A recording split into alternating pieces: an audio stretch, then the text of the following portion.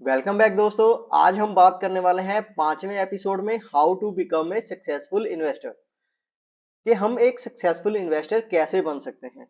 तो सबसे पहले ये समझना जरूरी है कि एक सक्सेसफुल इन्वेस्टिंग होती क्या है।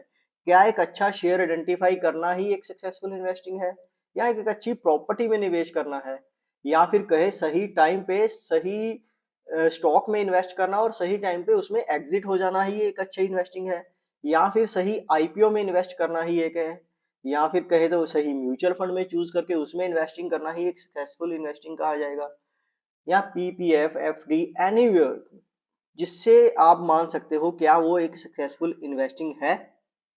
तो आंसर है नहीं। तो असल में सक्सेसफुल इन्वेस्टिंग है क्या? अगर आपका कोई भी गोल आपने अचीव किया है तो ही आप एक सक्सेसफुल इन्वेस्टिंग उसे मान सकते हो, चाहे वो किसी भी लेवल का हो या फिर किसी भी एसेट क्लास में आपने निवेश करके उसको अचीव किया हो। चाहे आपने प्रॉपर्टी में निवेश किया और आपका गोल अचीव हुआ हो, चाहे आपने एफडी या पीपीएफ या म्यूचुअल फंड या स्टॉक मार्केट में निवेश करके आपने वो पैसा बनाया हो। अगर आपका कोई गोल अचीव हुआ है तो ही हम उसे एक सक्सेसफुल इन्वेस्टिंग मान सकते हैं। वो गोल हो सकता है आपकी वरी फ्री रिटायरमेंट होने वाली है, आपने जो एजुकेशन आप अपने बच्चों को देना चाहते थे वो आप दे चुके हो उस इन्वेस्टिंग की बदौलत, आपने कोई ड्रीम हाउस लेना था वो आप ले चुके हो, या फिर एक चैरिटी का आपने डोनेशन करने के लिए एक कॉर्पस सोचा था वो आप अचीव कर चुके हो, या फिर अपने बच्चों के लिए काफी सारी वेल्थ क्रिएट करके जानी थी वो आप कर चुके हो, तो वो ही एक सक्सेसफुल इन्वेस्टिंग कही जाएगी दोस्तों। जिस पर्सन ने असल में ये गोल अचीव कर लिए तो वो ही एक सक्सेसफुल इन्वेस्टर भी कहा जाएगा। लेकिन इसमें कुछ हर्डल्स आते हैं, जैसे हमने कोई भी काम करने चले जाएं उसमें कुछ ना कुछ दिक्कत तो आती ही है। जहाँ हम स्टार्टिंग से लेकर के स्कूल में अगर हम एडमिशन लेते हैं तो वहां पर भी पास होना है तो उसके लिए भी हमें पढ़ना पड़ता है। कुछ सब्जेक्ट होते हैं जो हमें टफ लगते हैं, वो एक रोड ब्लॉक्स होते हैं। तो ऐसे ही सक्सेसफुल इन्वेस्टिंग को कंप्लीट करने के लिए हमारे आगे सबसे बड़ा जो रोड ब्लॉक आता है वो आता है इन्फ्लेशन का। ये रहा आपके सामने आरबीआई के डाटा है। 1990 में गोल्ड का भाव था 3200 रुपए। अगर 2024 की बात करते हैं तो 67,000 के आसपास का गोल्ड का भाव था। आप बोलोगे अब तो 90,000 के आसपास है। तो अगर हम 2024 के भाव पे कैलकुलेशन करते हैं तो लगभग 9.36% का इन्फ्लेशन ने इसका रेट बढ़ा दिया है। अगर हम 90,000 पर भी कैलकुलेशन करेंगे ना तो भी यहाँ पर 10.5-10% के आसपास का ही रिटर्न आएगा दोस्तों। तो बेसिकली देखा जाए तो गोल्ड बढ़ता है लगभग 10% के आसपास का। पेट्रोल की बात करते हैं 7% बढ़ा है, डीजल की बात करते हैं तो वो भी 10% के आसपास बढ़ा है, दूध की बात करते हैं वो भी 8% के आसपास बढ़ा है। देखा जाए तो ओवरऑल निकालने की कोशिश करते हैं तो 5.64% का लास्ट 30 ईयर से सीपीआई जो इन्फ्लेशन है वो निकल के आया है एज पर आरबीआई के डाटा के मुताबिक।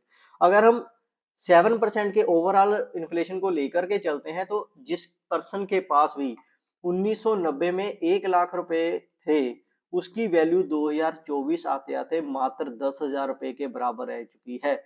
यानी कि 1990 में 10,000 रुपए की जो चीज खरीदा करते थे पर्सन वो आज 1 लाख रुपए में वो चीज खरीद सकते हैं, सेम वैल्यू सेम क्वांटिटी के साथ।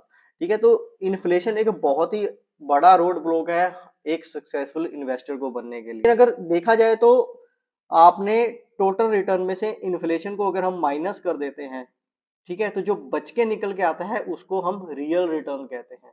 तो देखा जाए ये कितना है रियल रिटर्न हमारे, आप देख के सोच के देखिए। अगर 8% के आसपास आपको रिटर्न मिलता है पीपीएफ में, ठीक है, तो आप यहाँ पर कैलकुलेट करके चलो इन्फ्लेशन रियल जो रिटर्न मिला वो 1% का मिला। एफडी की बात करते हैं तो 7.12% के आसपास का जो एफडी का रिटर्न चल रहा है उसको देखें तो वो लगभग उसी लेवल के आसपास ही आ जाता है अगर हम टैक्स जीरो कर देते हैं। ठीक है, तो असल में रियल रिटर्न बनता कैसे है? डिफरेंट एसेट क्लास को अगर हम कैलकुलेशन करके देखते हैं तो यहाँ पर पता लगेगा कि हमें किस एसेट क्लास ने इन्फ्लेशन को बीट किया है और असल में आपको रियल रिटर्न जनरेट करके दी है। तो यहाँ पर आपके सामने जो डाटा है वो बेसिकली 1982 में अगर किसी ने 1,000 रुपए इन्वेस्ट किए होते गोल्ड में, फिक्स डिपॉजिट में, इक्विटी मार्केट में, तो उसका क्या रिटर्न होता। तो आप देख सकते हैं गोल्ड का भाव बेसिकली लिया गया है 31 मार्च 2024 के मुताबिक, तो वहां पर 9.08% के आसपास का रिटर्न मिला है, यानी कि अगर 7% इन्फ्लेशन निकाल दें तो 2% के आसपास का आपको रियल रिटर्न मिला है। यहाँ पर आप देख सकते हैं 2.90 के आसपास, यानी कि 3% के आसपास का आपको रियल रिटर्न मिला है। फिक्स डिपॉजिट की बात करते हैं तो यहाँ पर 2.5% के आसपास का रिटर्न मिला है। अगर इक्विटी की बात करते हैं तो ये सेंसेक्स में बेसिकली हमने कैलकुलेशन की है, तो यहाँ पर लगभग 9% के आसपास का आपको रियल रिटर्न मिला है, यानी कि जितना कि आपने लगभग गोल्ड में अचीव किया था उतना तो इसने रियल रिटर्न दे दिया था। अगर टोटल रिटर्न की बात करते हैं तो 15.26% के आसपास का इस एसेट क्लास ने, इक्विटी एसेट क्लास ने रिटर्न दिया है दोस्तों। तो अगर हम बात करते हैं कि असल में देखा जाए तो क्या ये रियल रिटर्न हर एक इन्वेस्टर ने अचीव किया, ये सबसे इंपॉर्टेंट है। सेंसेक्स ने तो 15% का रिटर्न दे दिया, लेकिन क्या किसी इन्वेस्टर ने इसको अचीव किया, उसके बारे में भी बात करते हैं। असल में स्टॉक मार्केट काम कैसे करता है, कभी ऊपर कभी नीचे। यहाँ पर आप देख सकते हैं हर्षद मेहता के टाइम पे जो स्कैम हुआ था 54% के आसपास का मार्केट गिर गया था। डॉट कॉम बबल हुआ था, उसमें 56% गिरा था मार्केट। ग्लोबल वीकनेस आई थी तब वहां पर 22-23% के आसपास गिरा था। ग्लोबल फाइनेंशियल क्राइसिस आए थे, 60% के आसपास गिरा था। कोविड में 37% के आसपास का मार्केट गिरा था। मेजर जो पर्सन होते हैं वो इसी गिरावट में ही एग्जिट होते हैं। उनके ऊपर तीन चीजें हाईवी होती हैं, फियर, ग्रीड एंड होप। जहां पर सबसे ज्यादा मार्केट हाई होता है, अपनी ग्रीड आ जाती है लोगों में, तो वहां पर वो रिस्क मैनेज करने की बजाय इन्वेस्टिंग कर देते हैं, लमसम इन्वेस्ट कर देते हैं। एसआईपी की बजाय लमसम इन्वेस्टमेंट करते हैं, और जहां पर अपॉर्चुनिटी दिख रही होती है तो वहां पर वो क्या करते हैं, नहीं यहाँ पर मार्केट लॉस में आ रहा है तो मैं गेट आउट, मतलब एग्जिट हो जाते हैं वो। लेकिन एक अच्छे म्यूचुअल फंड डिस्ट्रीब्यूटर के थ्रू अगर आप इन्वेस्ट करते हो, आपको टाइम टू टाइम गाइड भी करता रहता है। अगर हम बात करते हैं कि ऐसा क्या रहता है कि जिसके अकॉर्डिंग ये रिटर्न कितना बनता है, निफ्टी में अगर हम बात करते हैं अक्टूबर 1999 के मुताबिक और मार्च 2024 के मुताबिक जो रिटर्न कैलकुलेट की गई वो 12.25% के आसपास की थी। लेकिन असल में इन्वेस्टर्स ने कितना रिटर्न दिया, 9.52% का। ये जो बीच वाला गैप है ये बेसिकली उसकी अपनी ही गलतियों की वजह से, उसने जब सही टाइम पर किसी की सलाह नहीं ली, एग्जिट कर लिया, तो उसकी वजह से उसका 3% का रिटर्न ही गायब हो गया। वो आ गया गोल्ड के रिटर्न के मुताबिक। तो बेसिकली हमें एक अच्छे म्यूचुअल फंड डिस्ट्रीब्यूटर के थ्रू ही इन्वेस्ट करना चाहिए। मीन्स हमें हमेशा कितना समय हम स्टॉक मार्केट में इन्वेस्टिंग करते हैं, ये सबसे ज्यादा इंपॉर्टेंट है, ना कि हम सही टाइम पे एंट्री लें और सही टाइम पे एग्जिट करें। आप कितना टाइम स्टॉक मार्केट में इन्वेस्टेड रहते हो। तो अगर हम बात करते हैं तो वेल्थ बिल्डिंग का असल में फिर फॉर्मूला क्या है, इसमें है से आप कितनी सेविंग करते हो, क्या रेट ऑफ रिटर्न पे करते हो, और कितने सालों के लिए आप वो मेंटेन कर पाते हो रिटर्न्स। तो राइट वे क्या है, असल में स्टार्ट अर्ली करना है हमें, राइट एसेट क्लास में करना है, और इन्वेस्ट रेगुलरली करना है। आपको स्टार्ट अर्ली करने का भी एक एग्जांपल दिखाएंगे। राइट एसेट क्लास तो आपको पता ही लग गया है, और रेगुलर इन्वेस्टमेंट करनी है। आइए देखते हैं कैसे। सूरज नाम के एक लड़के ने 10,000 की एसआईपी स्टार्ट करी 25 साल की एज में, और 60 साल तक उसने कॉन्टिन्यूसली एसआईपी स्टार्ट करी।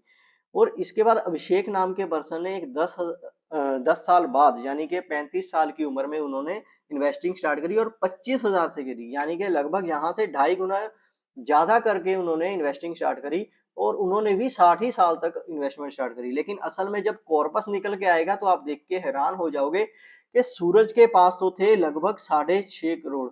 तो अगर हम बात करते हैं यहाँ पर अभिषेक के पास है लगभग 4.25 करोड़ के आसपास। यानी कि जो सूरज की जो इन्वेस्टिंग थी उन्होंने जो ग्रो किया वो 15 टाइम के आसपास उसकी वेल्थ क्रिएट हुई। लेकिन यहाँ पर जो अभिषेक ने ज्यादा पैसे होने जमा करने के बाद भी, इन्वेस्ट करने के बाद भी उसकी जो वैल्यू थी वो महज 6 गुना ही हो पाई, क्योंकि यहाँ पर टाइम का कंपाउंडिंग नहीं देखा, मिस हो गया कहीं ना कहीं। अगर हम बात करते हैं, इन वॉरेन बफेट से किसी ने सवाल पूछा था कि इन्वेस्टिंग क्या है, तो इन्वेस्टिंग बहुत ही सिंपल है बट इजी नहीं है।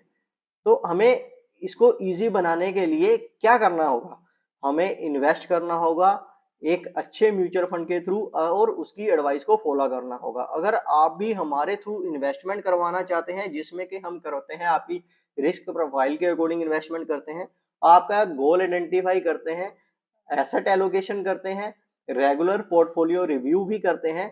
हमारे रेगुलर सेशंस होते रहते हैं, जैसे कि आप यूट्यूब पे हमें कुछ स्पेशल जो स्पीकर होते हैं जो इंडस्ट्री से 25-30 साल के जिनके पास तजुर्बा होता है, हम वो भी आपके लिए एक अवेयरनेस सेशन उनके भी करवाते हैं। अगर आप हमारे थ्रू इन्वेस्टमेंट करना चाहते हैं तो नंबर आपकी स्क्रीन के ऊपर दे दिया गया है, आप कॉन्टैक्ट कर सकते हैं। हम एक MP registered mutual fund distributor हैं दोस्तों।